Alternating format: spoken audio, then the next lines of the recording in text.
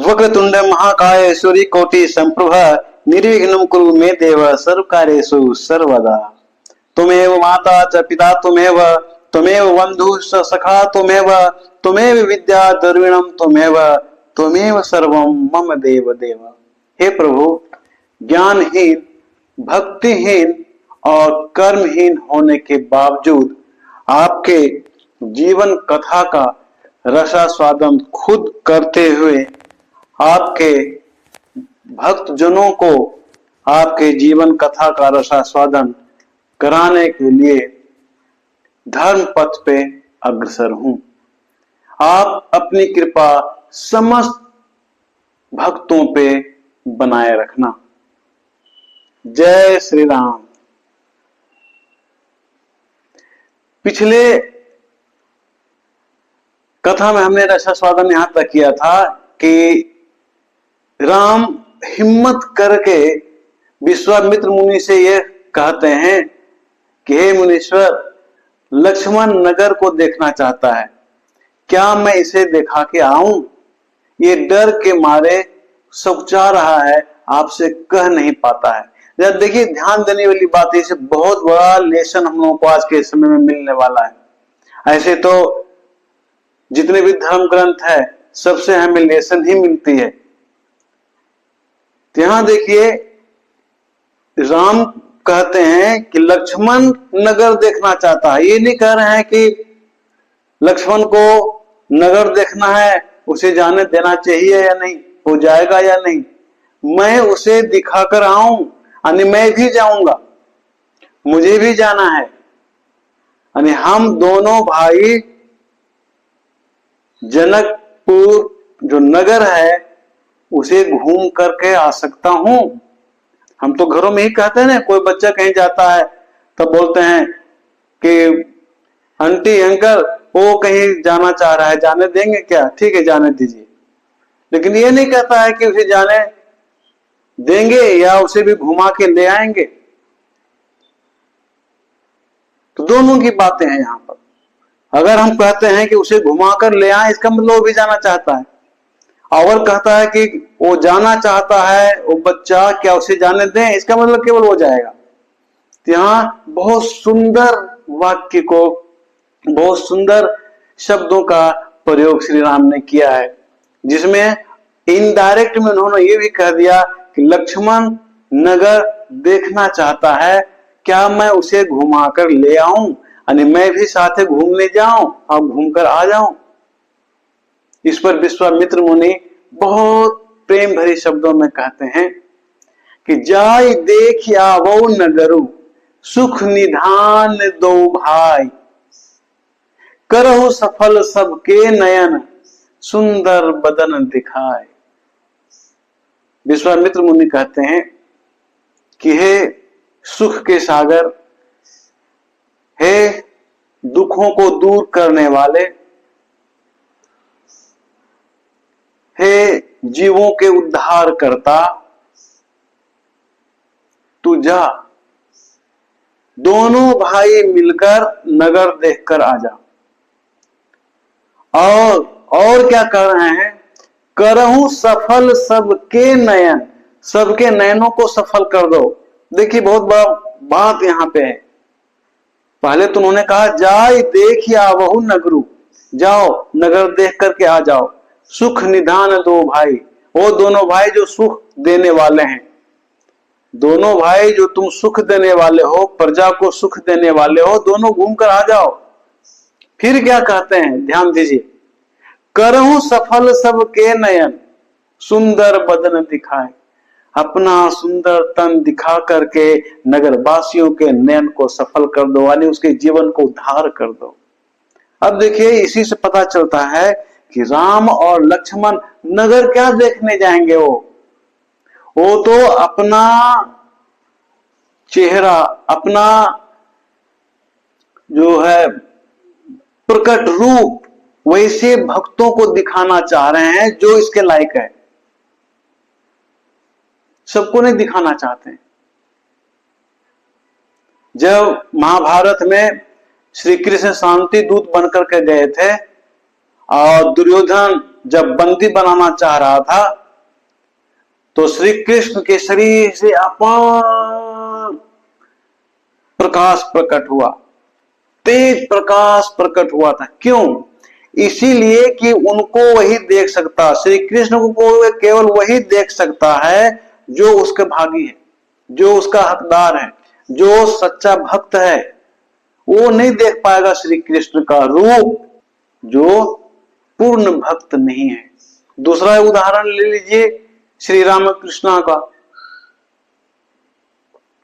जब विवेकानंद श्री रामकृष्ण के कहने पर मंदिर गए थे मां से मिलने के लिए, मां का दर्शन करने के लिए, तो जब विवेकानंद मंदिर के दरवाजा पर पहुंचे तो केवल मां की मूर्ति दिखाई दी कि काली मां अपने मूर्ति रूप में है। लेकिन 5 सेकंड भी नहीं हुआ कि वो मूर्ति अदृश्य हो गया। इतना प्रकाश वहां प्रकट हुआ कि मंदिर के अंदर आसपास के जो दीवारें थी, आसपास की जो चीजें जो रखी हुई थी, सब अदृश्य हो गया प्रकाश में, तेज प्रकाश में। अब विवेकानंद को केवल मां का दर्शन हुआ, केवल मां का ही रूप नजर आया।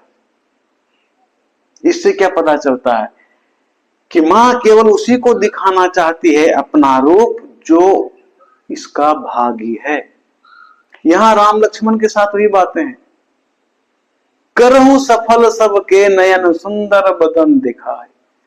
विश्वामित्र मुनि कहते हैं उन नयनों को सफल करो, उसके जीवन को सफल कर दो जो तुम्हारे दर्शन का हकदार है। इतना कहने के बाद दोनों भाई राम और लक्ष्मण नगर की ओर चल देते हैं। अब जरा यहां ध्यान दीजिए, आप किसी रिलेटिव के यहां जाते हैं अपने परिवार के साथ, तो अगर आपका बच्चा का इच्छा है कि हम बाजार घूम करके आए तो क्या करता है? अपना साथी बना लिया घर में किसी बच्चों को, मार्केट घूम करके आ गया, जो सामान खरीदना था लिया हुआ, उसके बाद जब घर आया तो दिखाता पापा मैंने ये सामान लिया। कहां से लिया? अभी बाजार गया था भैया के साथ या अंकल के साथ।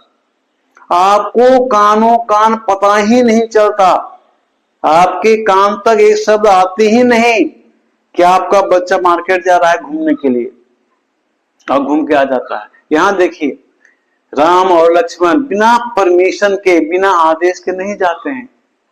हमको यहां बहुत बड़ी सीख लेनी है। हमें अपने बच्चों में संस्कार डालना है कि बिना पूछे कहीं नहीं जाना चाहिए, नंबर 1। दूसरी बात है, कहीं हम रिलेटिव के यहां जाते हैं तो अनायास या अनुचित रूप में या अननेसेसरी, बिना जरूरत के हमें इधर उधर नहीं घूमना चाहिए। ठीक है, आपके रिलेटिव के यहां कुछ ऐसे सामान रखे हुए हैं कि इसमें जो आपके पास नहीं है, तो बच्चों में क्या होता है? अट्रैक्शन होता है, ये क्या चीज है, मैं भी देखूंगा। निकाल के इंजीनियरिंग का काम करना शुरू कर देता है। अगर सही सलामत रहा तो ठीक है, अदरवाइज टूट भी जाता है। तो क्या आप सोचते हैं उस समय कि जिस रिलेटिव के यहाँ गए हुए हैं और आपका बच्चा कोई सामान तोड़ देता है तो उनको तकलीफ हुआ होगा? हालांकि कहते हैं कोई बात नहीं, कोई बात नहीं, ऐसे पड़ा हुआ था, है ना, कोई बात नहीं, टूट गया टूटने दीजिए, बहुत दिन हो भी गया था। तो क्या बहुत दिन हो जाता है तो मुझे फेंक देंगे? इसलिए बोलते हैं कि आपने बहुत दिनों के बाद उनसे मिलने के लिए आया।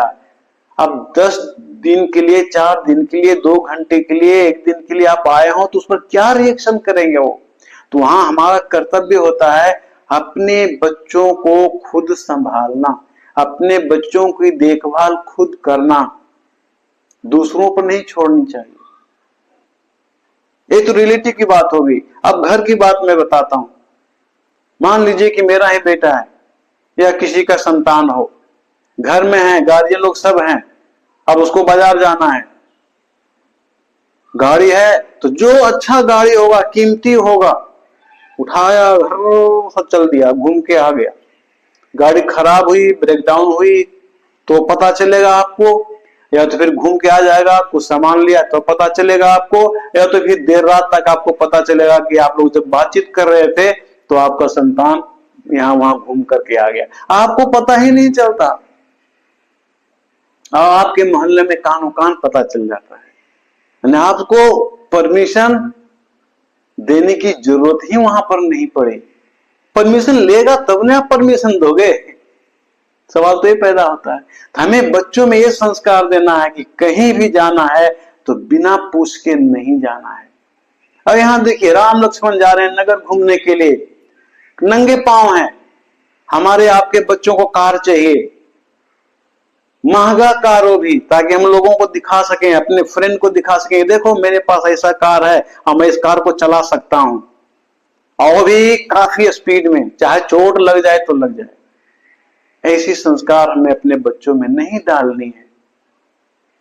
यहां राम लक्ष्मण को देखिए, ये पूछने में सब चाह रहे हैं कि क्या हम नगर घूमने जाएं। और जब घूमने जाते हैं परमिशन मिल जाने के बाद, तो उनके साथ कोई रथ नहीं होता, कोई सवारी नहीं होती, खाली पैर नंगे पांव और पैदल घूमने के लिए जाते हैं। ये महत्ता है, ये संस्कार है। अगर आपको कोई ले चल जाए किसी सवारी में तो उसका अलग बात है। आप किसी के यहां जाते हो या आपके यहां कोई आता है, अगर वो बाजार जा रहा है तो खुद जा रहा है तो ठीक है, वहां आप बोल दो कि भैया गाड़ी है, गाड़ी से चल जाओ, या बाबू लेके चले जाओ गाड़ी से, अंकल को घुमा के ला दो, या जो काम है करवा के ला दो, वो अलग बात है। लेकिन आप किसी के यहाँ जाते हो और कहते हो वो गाड़ी हमको दो, आते हैं बाजार से कुछ सामान लेकर के, ये अनुचित है। स्वेच्छा से आपको मिल जाए, बिना मांगे मिल जाए, वो उत्तम है। लेकिन आप मांगो और 2-4 दिन रहने के बाद आप अपने घर वापस जाओगे, तो ऐसे घरों में कभी कभी शिकायत देखने के लिए मिला है कि वे लोग आए थे, ठीक टूट गया, बच्चा लोग ये तोड़ दिया, गाड़ी लेके यहाँ घूमने चले गए, ये घूमने चले गए, हम खुद परेशान हैं। ये तो समाज में कहा गया है ना कि मांगो उसी से जो दे दे खुशी से, और कहे ना किसी से। मदद हमें उससे लेनी है जिसमें अपनापन की भावना हो। जिसमें अपनापन की भावना होती है ना, वो किसी से नहीं कहता।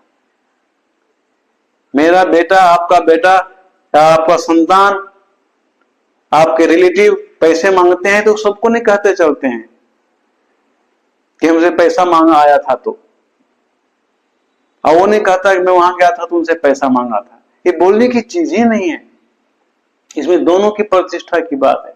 अगर अपनापन है तो हम किसी को नहीं बोल सकते हैं, और अपनापन नहीं है तब तो हम खुल के बोल सकते हैं कि वो आया था तो मुझे इतनी परेशानी हुई, मुझे ये मदद करना पड़ा, ये देना पड़ा, वो देना पड़ा। ये कल्चर नहीं है, ये संस्कार नहीं है।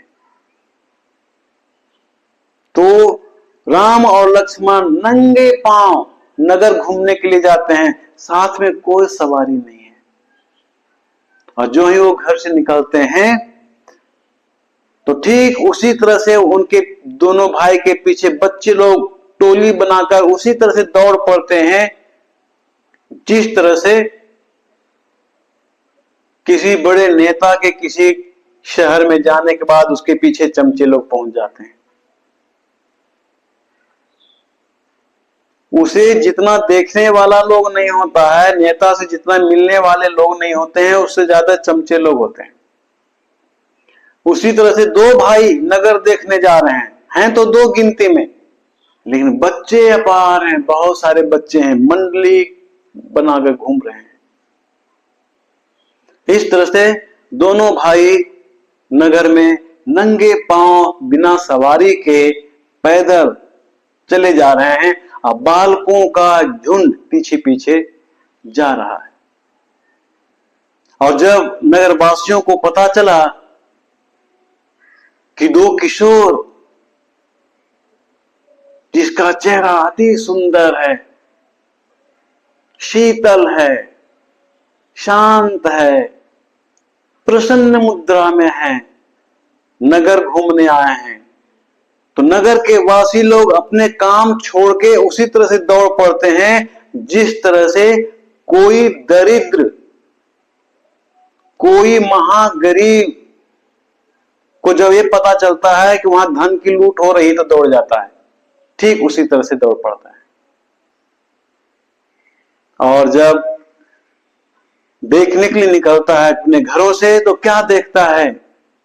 दो सुंदर बदन है, पीले वस्त्रों से ढका हुआ है, पीतांबर पहने हुए हैं, कमर में दुपट्टा है, दुपट्टा में तरकस बंधा हुआ है, सिंह की समान मजबूत गर्दन है, विशाल भुजाएं हैं, एक का गौर वर्ण है तो दूसरे का श्याम वर्ण है, लेकिन अति उत्तम है, अति प्रिय है, मनमोहक है। राम का श्याम वर्ण था, श्यामले रंग के थे, और लक्ष्मण गौर वर्ण के थे, गोरे रंग के थे। चौड़ी छाती गांव वाले लोग, लड़कियां, युवतियां, युवक, पुरुष लोग देखते हैं, इस तरह का शकल सूरत है, इस तरह की भुजाएं हैं, शरीर है, तन है, चौड़ी छाती है, कीमती माला पहने हुए हैं, गज मुक्ता की माला, और आंखें तो ऐसी दिख रही है जिसके सामने कमल भी फेल हो जा रहा हो, मुख ऐसा दिख रहा हो जिसके सामने चंद्रमा भी फेल है। जिस तरह से चांदनी रात में चकोर चांद का दीवाना हो जाता है, ठीक उसी तरह से नगरवासी लोग राम और लक्ष्मण के दीवाने हो गए। एक नजर देखना शुरू करते हैं, नजर की आंख की जो पलक है ना, नजरें इस तरह से टिकी हुई है चेहरा पर, आंख की पलकें गिरना ही नहीं चाहती है, पलकें गिरती ही नहीं है। कानों में कुंडल है, कुंडल को देख रहे हैं तो कुंडल को ही देख रहे हैं, आंखों को देख रहे हैं तो आंखों को ही देखते रह जा रहे हैं, मुखमंडल को देखते हैं तो मुखमंडल को ही देखते रह जाते हैं, आंखें की पलकें गिरती ही नहीं है। प्रसन्न चित चेहरा, तिरछी भौएं, माथे पे तिलक, घुंघराले बाल, छोटा सा टोपी जिसको मुकुट बोलते हैं। जैसे जैसे नगरवासियों को खबर होते जाता है, ठीक उसी तरह से गिरते बजरते लोग दौड़ने के देखने के लिए दौड़ पड़ते हैं, और जो जिस नजर से देख रहा है उसी नजर से अपने शब्दों में वर्णन कर रहा है। कोई कहता है तो ब्राह्मण है, पीले वस्त्र में है, तिलक लगाए हुए हैं। कोई कहता है ब्राह्मण कैसे हो सकता है, ब्राह्मण के पास तीर धनुष नहीं होता, इसके पास तो तीर धनुष है, निस्संदेह ये क्षत्रिय है। कोई कहता क्षत्रिय नहीं है, क्षत्रिय रहेगा तो फिर पीतांबर क्यों पहनेगा, ब्राह्मण का रूप क्यों लगाएगा, टीका क्यों लगाएगा, जनेऊ क्यों धारण करेगा। वेशभूषा ब्राह्मण का भी है, क्षत्रिय का भी है। विशाल विशाल भुजाओं को देखकर लगता है कि निसंदेह वो क्षत्रिय है। ब्राह्मण का तो शरीर कोमल होता, गठीला नहीं होता, यहाँ तो बदन गठीला है, जैसे लगता है जिम से आए एक्सरसाइज करके, अभ्यास करके।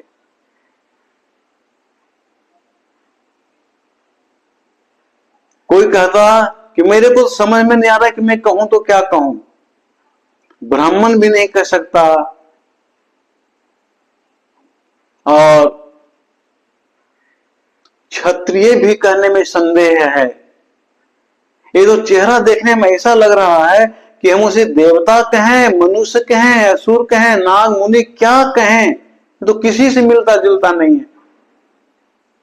कोई कहता है कि मैं तो प्रभु का फोटो देखा है, उसमें 4-4 हाथ हैं, विष्णु की 4 भुजाएं हैं, ब्रह्मा की 4 भुजाएं हैं, शिव जी का तो भेष के बारे में कहना नहीं, उनका तो शरीर ही बहुत भयानक देखने में लगता है। गले में सर्प की माला, भस्म का लेप, तो कोई देवता भी नजर नहीं आता जिसका हम स्मरण करके बोल सकें कि हाँ ये देवता हैं। आखिर हैं कौन? इस तरह की बातें हो रही थी। इसी को कहा गया ना, तुलसीदास रामचरितमानस में लिखे हैं, जाके रही भावना जैसी प्रभु मूर्ति देखे तिन तैसी। जिसके मन में जिस तरह की भावना है प्रभु उसको उसी रूप में दिखाई दे रहे हैं।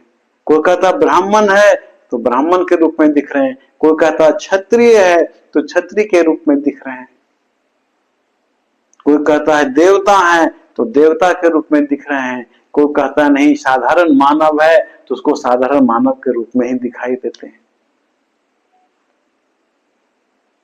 क्या सीन होगा वहां पर। हम लोग मंदिरों में जाते हैं, प्रभु के प्रतिमा के सामने सिर झुकाकर आशीष मांगते हैं, यहाँ तो साक्षात प्रभु हैं। हम प्रभु के द्वार पे जाते हैं, प्रभु हमारे द्वार पर खुद चल के आ रहे हैं। कितना किस्मत वाला है वो जनकपुर के वासी, बस सोचिए। हम लोग चल करके, कांवर ले करके, कई 100 किलोमीटर चल चल करके प्रभु के दर्शन करने के लिए पहुंचते हैं। यहाँ प्रभु खुद नंगे पांव पैदल चल करके जनकपुर के वासियों को दिखा रहे हैं कि देखो मैं आ गया, तुम्हारा तारनहार, तुम्हारा उद्धार करता मैं आ गया। अब क्यों नहीं, दोबारा तो फिर उन्हें आने का चांस ही नहीं है। यहां आने के बाद यज्ञ खत्म होता है, राम अपने फिर स्थान को लौट जाते हैं, यानी अयोध्या चले जाते हैं। वहां से तो फिर वनवास के लिए चले जाते हैं। जनकपुर आने का मौका कहां मिलता है। यही तो मौका है कि जितने भी उनके भक्त हैं सबका उद्धार करें। इसीलिए प्रभु ने नगर देखने की बात की। नगर देखना तो एक बहाना है, नगर क्या देखेंगे वो, वैसे लोगों को दिखाएंगे जो इनका सच्चा भक्त है और जो उद्धार के लायक है। इसलिए विश्वामित्र मुनि ने कहा कि दोनों भाई नगर घूम के आ जाओ, अपने सुंदर वदन को नगर के वासियों को दिखाकर उसे सफल कर दो। कितना बड़ी चीज कहा है उन्होंने, अपने बदन दिखा करके नगर वासियों के नयन को, उसके जीवन को सफल कर दो। एक्चुअल में उद्धार करने के लिए गए हैं, उद्धार करने के लिए निकले हैं घर से। विश्वामित्र मुनि तो राजा दशरथ से इसलिए मांगा था, तो अपनी ड्यूटी पर हैं। जिस कर्म के लिए उस धरातल पर आए हैं उस कर्म को किए जा रहे हैं। उसी युक्तियों में से कोई युक्ति कहती है कि अगर तुम्हें मेरी बातों पर विश्वास है तो मैं कहूं ये दोनों राजकुमार महाराजा दशरथ के पुत्र हैं, अयोध्या के महाराजा दशरथ के पुत्र हैं। विश्वामित्र मुनि के यज्ञ की रक्षा के लिए दोनों आए हुए हैं। इन्होंने एक से एक भट्ट को मारा है, एक से एक राक्षसों को मारा है।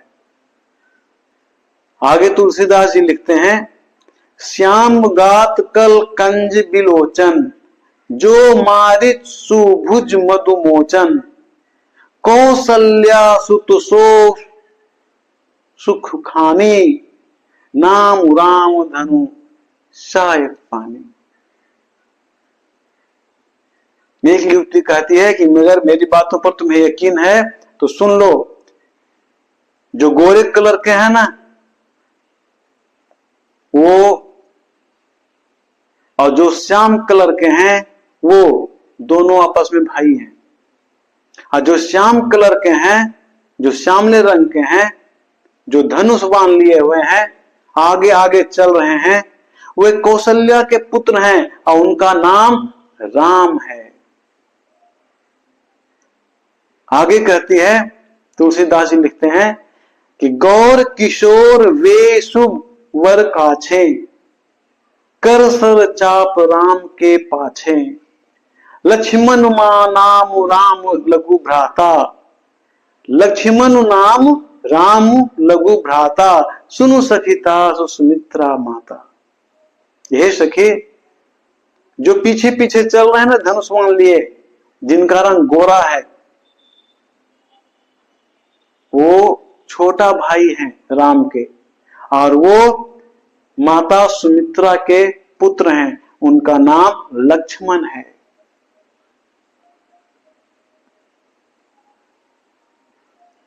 इस तरह से नगरवासी लोग आनंदित हो जाते हैं। क्या हा, जिसके बारे में कभी सुनने के लिए मिलता था कि राम अवतार होगा, श्री हरि विष्णु मानव रूप में अवतार लेंगे, आएंगे, शायद वो समय आ गया, शायद वो समय आ गया। अब इन आंखों को अपार सुख मिल रहा है।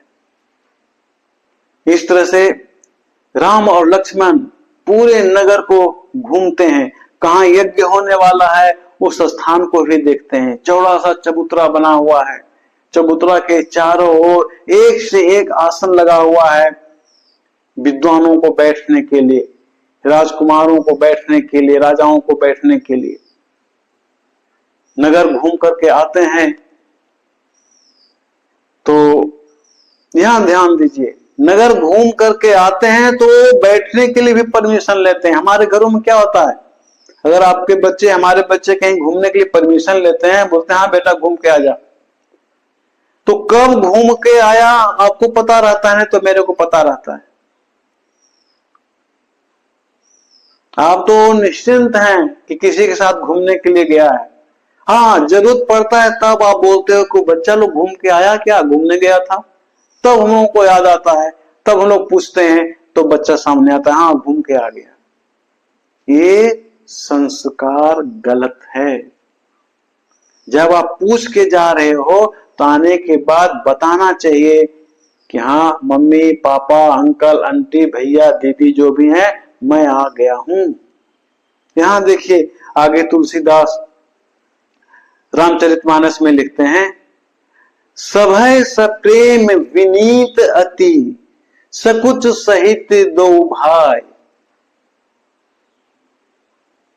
भय के साथ लेकिन प्रेम के साथ विनती करते हैं और बहुत सकुचाए हुए भी हैं दोनों भाई। सभय सप्रेम, भय के साथ, सप्रेम प्रेम के साथ, विनीत विनती करते हैं, अति सकुच बहुत सकुचाते हुए, सहित दो भाई, दोनों भाई एक साथ, यानी दोनों भाई एक साथ डर भी रहे हैं, अंदर में प्रेम भी है और सकुचाते हुए विनती भी करते हैं। क्या करते हैं, गुरुपद पंकज नाय सिर बैठे आए सुख पाए। आने के बाद विश्वामित्र मुनि के पैर को चरण आशीर्वाद लेते हैं और कहते हैं हे मुनीश्वर मैं घूम करके आ गया। उसके बाद विश्वामित्र मुनि उन्हें बैठने के लिए कहते हैं। ये है संस्कार। आप कहीं जा रहे हो तो घर में बता के जाओ कि मैं अमुक जगह पे जा रहा हूं, 1 घंटा लगेगा, आधा घंटा लगेगा। पहुंचने के बाद खबर कर दो कि मैं पहुंच गया हूं। चल रहे हो तो बता दो मेरा काम हो गया, मैं आ रहा हूं। तो अगर किसी तरह का अनहोनी, भगवान ना करे कि हो, लेकिन अगर अनहोनी होता है तो लोग अलर्ट रहेंगे कि इतना देर हो गया अभी तक आया नहीं। इसको कहते हैं मैनेजमेंट। हमारे घर में, हम लोगों के घर में, हम लोगों के समाज में, हमारे देश में जितनी भी परेशानियां हैं उसमें से सबसे ज्यादा मोर देन 50% परेशानियां मैनेजमेंट के फॉल्ट के कारण है। क्योंकि हमारा जो मैनेजमेंट है वो पहले से प्रिपेयर नहीं रहता है, बना नहीं रहता है। जब मन हुआ तो खा लिया, जब मन हुआ तो घूमने चला गया, जब मन हो गया तो ये कर लिया।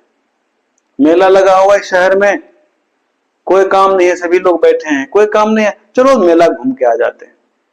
ये क्या तरीका है? अरे रात में बैठो, 10 मिनट चाय पीने के बहाने बिताओ, शाम में बैठो चाय बिस्किट खाने के बहाने 10 मिनट बैठो बिताओ और वहां डिसीजन लो, ये काम करना है वो काम करना है। वैसे में क्या होता है, अचानक हम बोल देंगे चलो मेला घूमने जाना है, कोई कहेगा नहीं नहीं हमको तो फलाने जगह जाना है, बहुत जरूरी काम है, मेरे को तो पार्टी में जाना है, नहीं मेरा तो फ्रेंड बुलाया था वहां जाना है, नहीं किसी का गृह प्रवेश है वहां जाना है, किसी के घर में पूजा हो रही है मैं वहां जाना है, फलाने जगह मीटिंग है 8 बजे रात्रि में बुलाया है। नाना प्रकार के काम है सभी लोगों के पास। तो जो जिस जिज्ञासा से आपने कहा कि चलो मेला घूम के आते हैं, वो तो पड़ी की पड़ी रह गई, मन में दुख भी पैदा हो गया। इसीलिए प्लानिंग करके काम करनी चाहिए। ये हमारे घर में बहुत बड़ी कमी है।